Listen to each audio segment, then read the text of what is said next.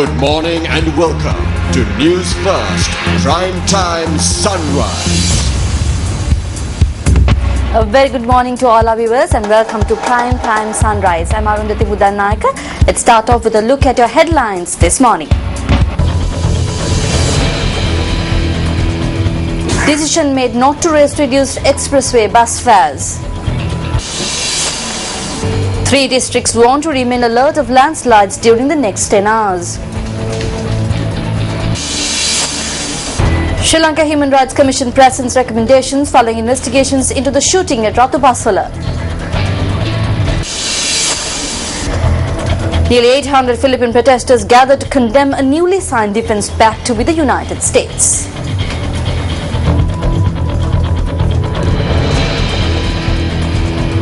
And other stories in detail.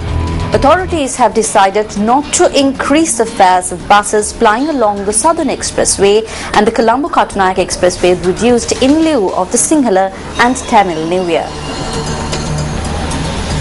Chairman of the Expressway Transport Service Company, L.A. Vimalaratna, said that the charges reduced during the festive season was to be implemented until yesterday.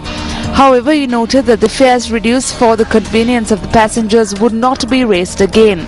He said that with the reduction of the fares, many passengers have become regular users of buses plying along the expressways. Therefore, Vimalaratna stated that measures would be taken to provide the necessary buses for transport.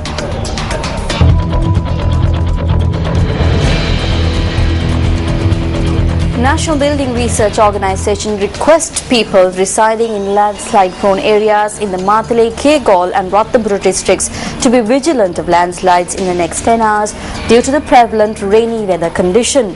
A senior scientist at the NBRO, Kumari Veerasinghe, noted that if rain continues during the course of the day, there is high chance of landslides occurring in these areas.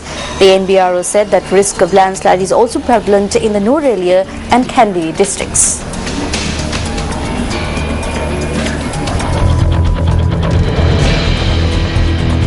The Sri Lanka Human Rights Commission has decided to issue 2 recommendations and 6 sub-recommendations with regard to the shooting that took place following the problem relating to drinking water that arose in Rathabaswala.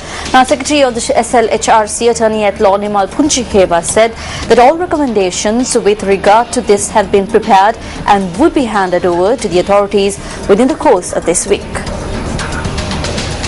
The SLHRC has commenced the investigations into the situation that arose in Rathabaswala and reached a conclusion in this regard. There are 2 sections to it. One to do with the factory. We have presented recommendations to 10 to 12 factories in this regard. In addition to this, our attention was also directed to the shooting that occurred during the protest held calling for the removal of the factory. The SLHRC recorded statements from a number of individuals from various factions, including the wounded, soldiers and police personnel regarding the incident, and have come to a final conclusion.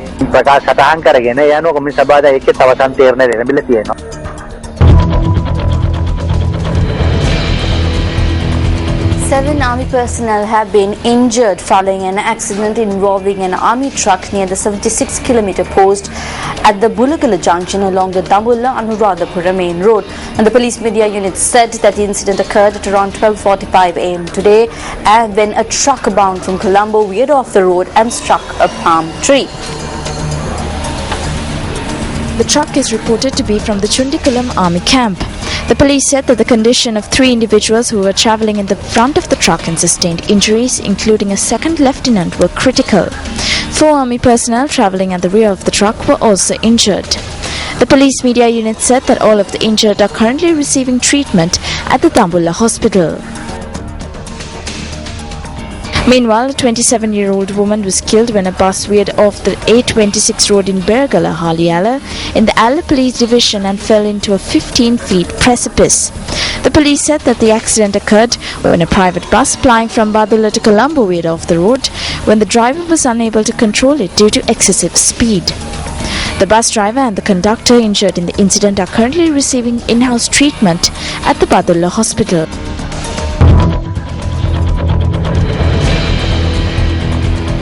Vice-Chancellor of the University of Peradeniya, Professor Tulsinaratna, has requested all allied health science students to participate in lectures before the 5th of May.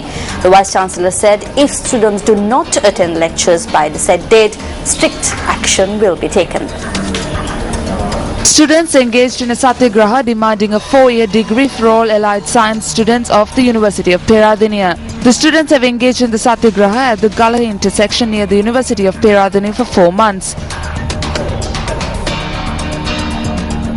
දැනටත් අපි මාස 4කට වැඩි කාලයක් විශ්වවිද්‍යාලයේ මෙම පීඨය Even though the faculty has been open, due to the non-attendance of students, all lectures and practical programs have been halted. We request students to attend lectures before the 5th of May. If they do not do so, they will have to face a major problem in the future. There is no alternative. If the students don't participate, there is no program. If there is no program, there is no exam. And if there is no examination, there is no faculty. විභාග වෙන්නේ නැහැ කියන්නේ එතන පාඨමාලාවක් නැහැ. පාඨමාලාවක් නැහැ කියලා කියන්නේ විභාගයක් නැහැ. විභාග නැහැ කියලා කියන්නේ පීඨයකුත් නැති වෙන.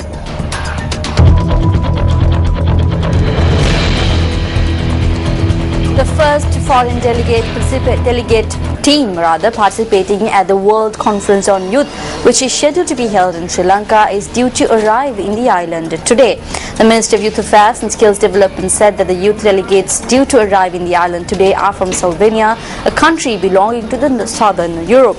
The Minister of Youth Affairs and Skills Development states that this team of youth delegates have arrived in the island 7 days prior to the World Conference on Youth to obtain a good understanding of the youth delegates arriving in the country.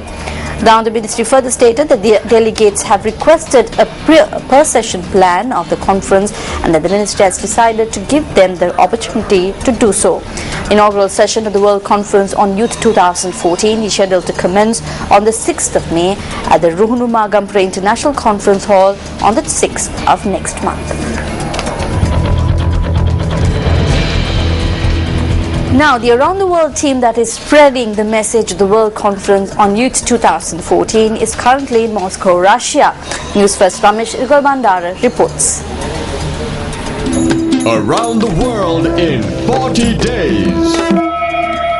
A very good morning. The Around the World team is joining you today from Moscow in the heart of Russia. The Around the World team is due to meet with several high-level officials during our stay in Moscow to create awareness on the World Conference on Youth.